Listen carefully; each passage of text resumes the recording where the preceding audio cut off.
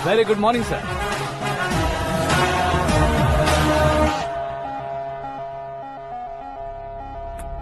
मेरी जिंदगी में अंदर तक घुस चुके हो, बस चेयर पर कोने पर क्यों बैठ जाते हो तुम? इज्जत करता हूँ, ससुर जी की इज्जत, रिस्पेक्ट। रेस्पेक्ट। आपका पेपर वेट भी कुर्सी है। आपको शायद पावर में रहना बहुत पसंद है। क्या है ये? आप ही ने लिख कर दिया था। आपकी बात के मुताबिक आप अपनी बेटी मुझे सौंप देंगे, मैं उसे घर ले जाऊंगा, सबसे इंट्रोड्यूस करवाऊंगा। एक मिनट मेरी जगह पर आकर सोच कर देखो यार, तुम जैसे को मैं अपनी बेटी कैसे सौंप सकता तो हूँ? गुस्से में लेटर लिखने से पहले सोचना चाहिए था। मैंने कहा था ना, शुक्र महादशा डांसिंग। देखो, गोवा के पास बीच समंदर में मेरे पास एक आइलैंड है। 200 एकर्स काफी होगा। मीरा को भूल जाओ। मीरा के बगैर आइलैंड किस काम का? शमशाबाद एयरपोर्ट के पीछे 300 एकड़ जमीन है। मीरा के बिना वो जमीन किस काम की? ओके, तो फिर 500 करोड़ लिक्विड दूंगा, लाइफ टाइम सेटलमेंट। तो मीरा किस काम की? ठीक सुना आपने। 500 करोड़ लिक्विड कैश, सुनने में भी बहुत अच्छा लग रहा है सर। आपने अभी जो फिगर बताई, मीरा की फिगर कुछ नहीं है सर। एक दिन तो आपसे मैं पंगा ले सकता हूँ, पर मुझसे रोज रोज तो नहीं हो सकता ना। जल्दी कीजिए सर, मुझे खरीद लीजिए। तुम्हारी कोई चाल तो नहीं है इसमें? तुम सचमुच मान गए हो? और क्या सर, आपका दिया ऑफर पसंद आया कह रहा हूँ, तो आप फिर से कंफ्यूज कर रहे हो। सर, हमें ये मौका नहीं छोड़ना चाहिए। वो अपना मन बदल ले, उससे पहले ये डील फाइनल कर दीजिए। कर दीजिए सर।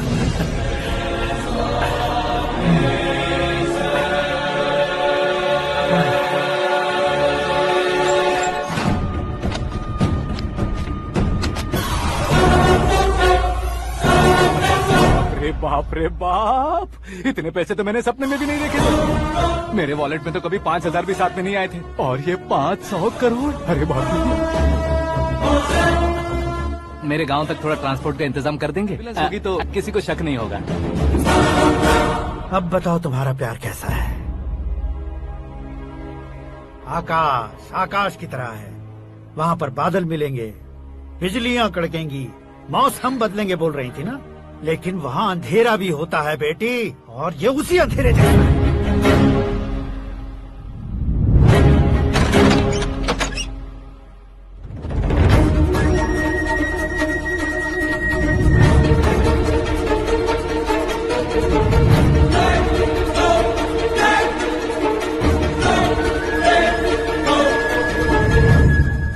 वाह, तुम तो कमाल के निकले। तुमने मेरे लिए इसको छोड़ दिया और फिर पैसों के लिए मुझे छोड़ दिया। कल इन सबको भी छोड़ दोगे? मैं अपने डैड की तरह हूँ, डैड की तरह हूँ, ये कहते थे ना। सच में तुम अपने डैड की तरह ही हो। अब समझ में आया। उन्होंने सेवा के नाम पर जैसे लोगों को धोखा दिया, प्यार के नाम पर हम दोनों को धोखा दिया। अब बस करो।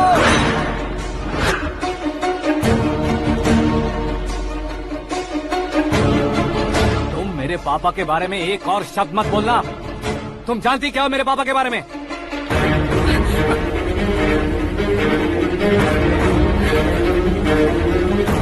तुम जानती हो ये कौन है?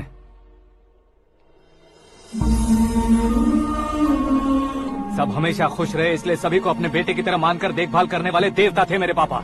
मेरे देवता समान पापा कैसे मर गए जानती हो? जानती हो? जानती हो? हर साल की तरह इस साल भी मछली औषध प्रसाद के लिए आने वाले लोगों का कुंदनपुर स्वागत करता है। भगवान का आशीर्वाद मानकर जिस रोग को हम डॉक्टर तक नहीं मिटा सकते, उसे जड़ से उखाड़ने वाली दवा देकर अपनी इस कला द्वारा हस्तिनापुर तक प्रसिद्ध महापुरुष हमारे जय नारायण जी हैं। मतलब वो डॉक्टर मेरे पापा के दोस्त हैं, सिर्फ इसलिए उन पर भरोसा नहीं करते थे, आसपास के लोग भी उन पर भरोसा करते थे। जलता सूरज भी उनके स्पर्श से ठंडा हो जाता था।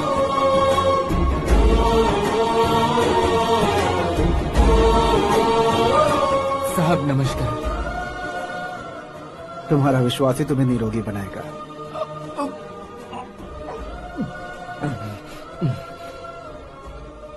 जरा मुंह तो खोलो बेटा।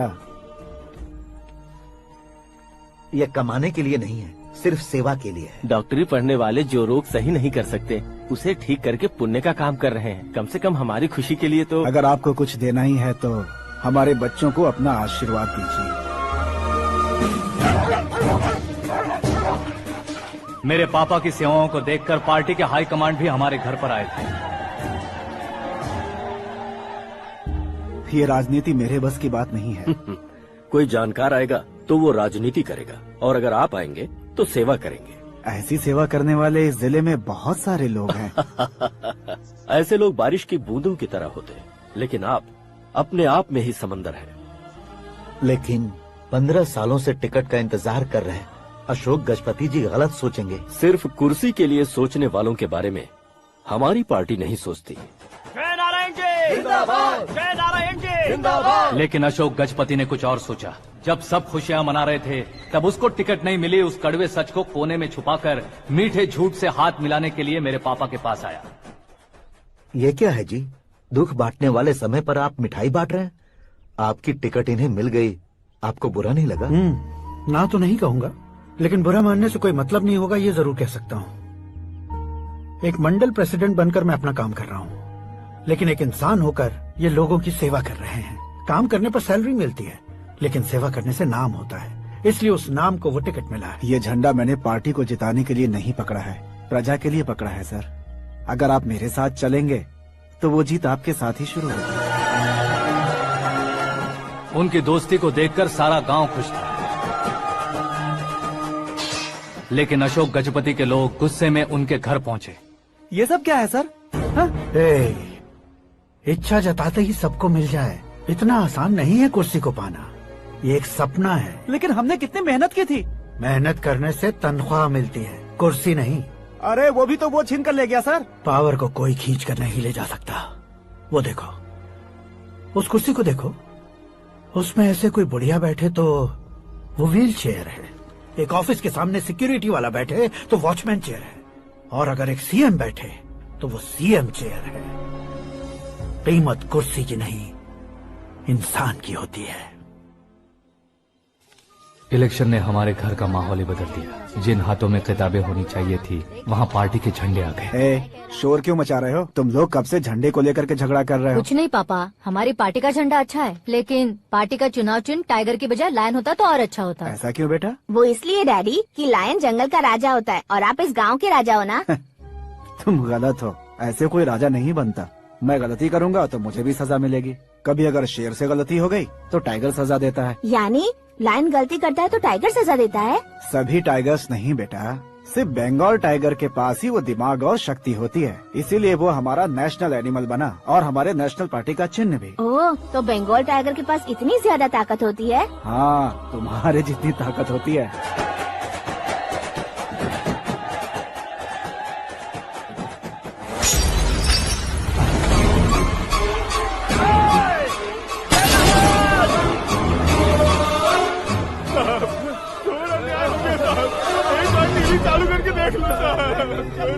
मछली औषध अचानक जहर बन चुकी है। लोगों की जान बचाने के लिए ट्रीटमेंट चल रही है।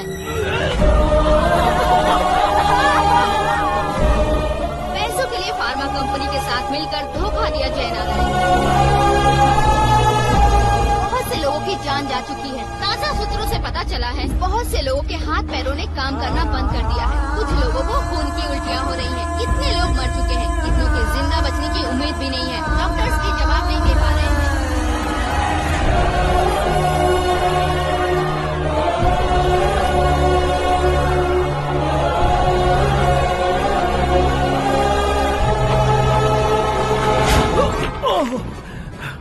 आपका यहाँ रहना ठीक नहीं है, मेरे साथ चलिए।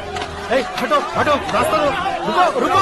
अरे कोई गलत फहमी हुई है, आप लोगों को कोई गलत फहमी हुई है, ये गलत नहीं है। हटो, अरे क्या कर रहे हो? जय नारायण जी को चाकू मार दिया, भागो। किसी ने नहीं, मैंने मारा।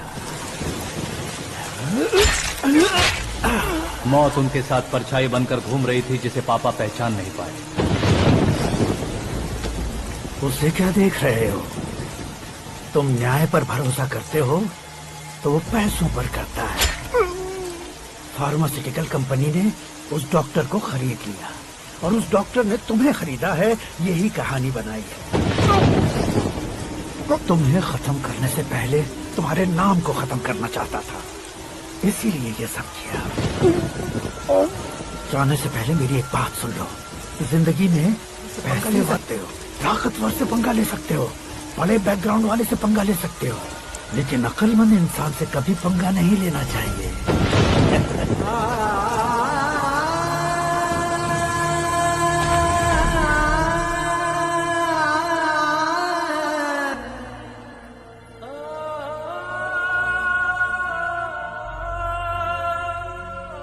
उस बेइज्जती के बाद हम अपनी नानी के गांव चले आए। उनके डॉक्टर दोस्त अब भी जिंदा है, ये बात मैं लड़की देखने गया था तब पता चली।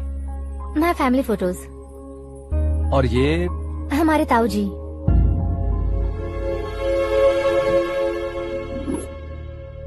एक एक्सीडेंट में भगवान ने उनकी पूरी फैमिली को अपने पास बुला लिया, लेकिन शायद मुझे सच बता सके इसीलिए उनको जिंदा रखा था। उसने जयनारायण को चालाकी से मारा। उसी चालाकी को तुम्हें अपना हथियार बनाना होगा।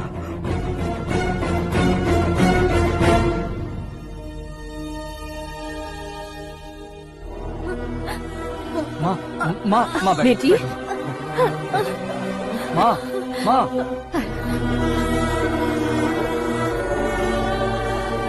रो मत माँ। घर की चौखट लांघे बिना घर के अंदर ही रो रो कर जिंदगी गुजार दी उस माँ को क्या जवाब दूं? अपने पापा का नाम गर्व से ना ले पाने वाले मेरे भाइयों को क्या जवाब दूंगी?